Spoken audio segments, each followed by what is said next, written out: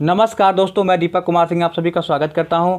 दोस्तों, अब आप लोग मुझे अनअकैडमी पर भी फॉलो कर सकते हैं। फॉलो करने के लिए आपको करना क्या होगा, आपको प्ले स्टोर में जाकर अनअकैडमी का लर्निंग ऐप डाउनलोड करना होगा। उसके बाद सर्च बॉक्स में जाकर आप मुझे फॉलो कर पाएंगे, जहां मैं आपको एसएससी, बैंक और रेलवे संबंधित कोर्स प्रोवाइड करूंगा। अगर आप ये प्रक्रियाएं नहीं कर पा रहे हैं तो आपके पास एक ऑप्शन और भी है।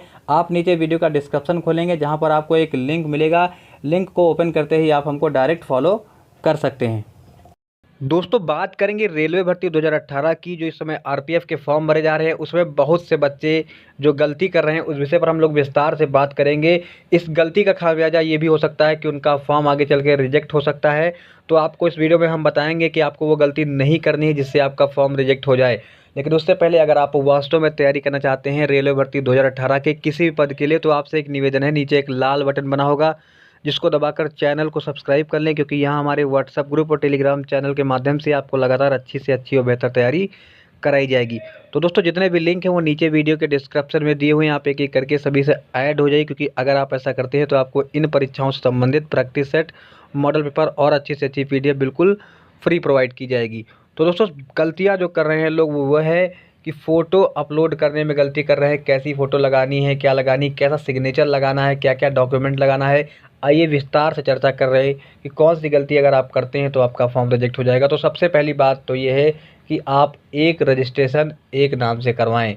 अगर आप एक से अधिक फॉर्म भरते हैं तो आपका फॉर्म वैसे ही रिजेक्ट हो जाएगा। दूसरी बात करते हैं हम लोग फ़ोटो की। तो फ़ोटो कैसी लगानी है, ये पूरी जानकारी लेते हैं।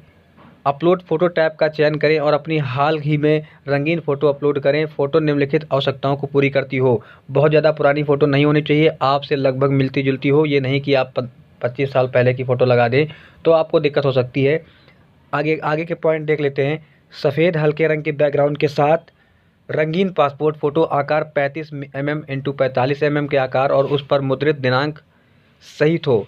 उस पर दिनांक लिखा हो दोस्तों, ये सबसे बड़ी चीज़ है। या 100 DPI के साथ स्कैन किए गए जेपीईजी प्रारूप में होनी चाहिए। तस्वीर का आकार 15 से 40 KB के बीच होना चाहिए।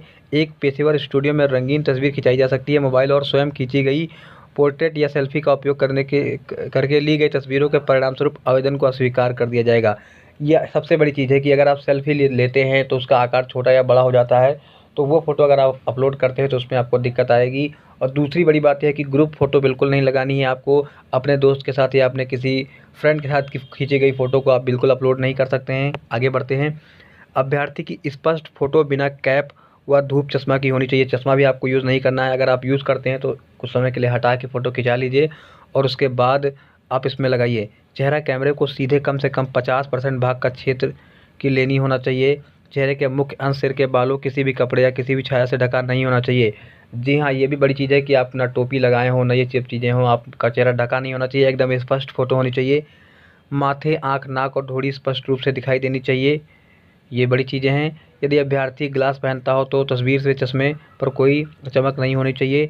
तस्वीर सीबीटी, पीईटी, पीएमटी और टीवी के विभिन्न चरणों के दिन उपस्थित अभ्यर्थी से मेल खानी चाहिए। अभ्यर्थी को सलाह दी जाती है कि भर्ती प्रक्रिया के दौरान आवश्यकता अनुसार उपयोग के लिए उसकी तस्वीर कम से कम 12 प्रतियाँ अपने पास रखें। जी हाँ दोस्तों, आप फ़ोटो खिंचाते हैं तो ऐसा मत कीजिएगा कि 4, 5 या 6 फ़ोटो खिंचाएँ। आप कम से कम 15 से 20 फ़ोटो ज़रूर खिंचा लें, क्योंकि 12 प्रतियाँ आपको अपने पास रखनी है, जिनका उपयोग आपको आगे लग सकता है।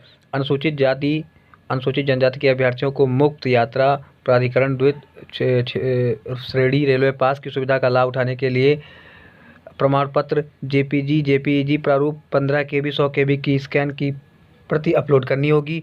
अंत में अभ्यर्थी को घोषणा की पुष्टि करनी है कि मैं एतद द्वारा घोषणा करता हूं कि मैंने इस आवेदन पत्र के लिए पात्रता मानदंडों को पढ़कर समझ लिया है, उसके सभी उपेक्षाओं को पूरा करता हूं और आवेदन में मेरे द्वारा प्रस्तुत किए गए सभी विवरण मेरे ज्ञान और विश्वास से सत्य और पूर्ण है और कुछ भी छुपाया दबाया नहीं गया है। मैं यह भी समझता हूं कि यदि कोई भी विवरण भर्ती के लिए भी चरण के दौरान या उसके बाद असत्य पाया जाता है, रेलवे प्रशासन मुझे आवेदित पद के लिए अयोग्य घोषित कर सकता है। मैं मौजूद नियमों के तहत किसी भी अन्य कार्रवाई के लिए उत्तरदायी होऊंगा। उपरोक्त घोषणा की पुष्टि करने और आवेदन जमा करने के बाद पूरे आवेदन को एक बार फिर से पुष्ट करके प्रदर्शित किया जाएगा। अभ्यर्थी आवेदन का प्रिंट ले सकता है और संदर्भ और रिकॉर्ड को अपने पास संरक्षित रख सकता है। तो आपने देखा कि आपको ये सब नियम बिल्कुल फॉलो करने होंगे अगर आपको अपनी जॉब अच्छे से लेनी है।